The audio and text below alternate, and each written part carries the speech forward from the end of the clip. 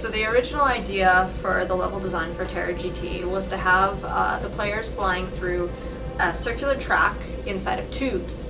The reason for the tubes was it was the best way we could think of to contain the players in the track because they were flying, and we wanted them to stay together.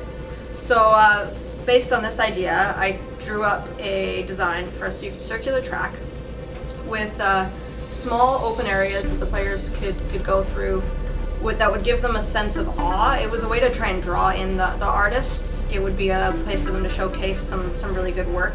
We'd have really good environmental assets that the players could see. And having the area open, coming from the tube, it would make them feel like they were going slower. So we put a lot of thought into this design. So I drew up the design for that, and then we got to work and built it in Unity, and then we started playing it, and there was a problem. When players came around the corners, because they were going so fast through these tubes, all of a sudden they had to hit the brakes and try to turn. Now, it was hard enough for them to stay in control just going straight, and turning just broke the immersion of the game. So after struggling with this and trying to make it work, I came up with this idea of having a drag race style track. So the players would start at the beginning, there would be no laps, they'd just start at the beginning, they'd race through one long level, and they just reach the end, and whoever got to the end first won, like a traditional race, right? And then we still had these open areas. It wasn't doing what we thought it would do. Players were looking around and they were exploring it, which is not what we wanted them to do. We wanted them to keep racing, right? So they were spending so much time looking around that we thought, well, we need to do something with these open areas to make them more exciting.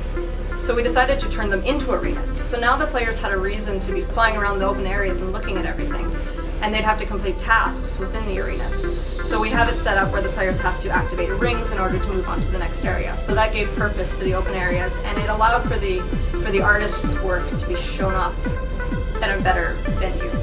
So some of the challenges that we faced with the level design was player direction.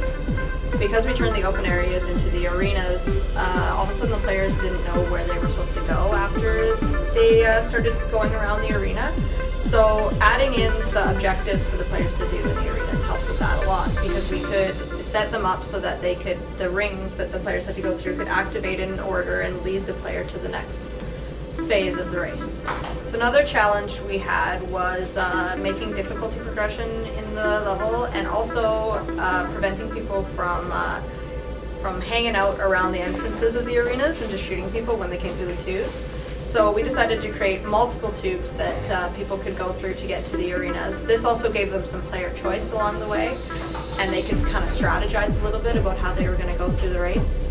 And yeah, it worked out pretty good.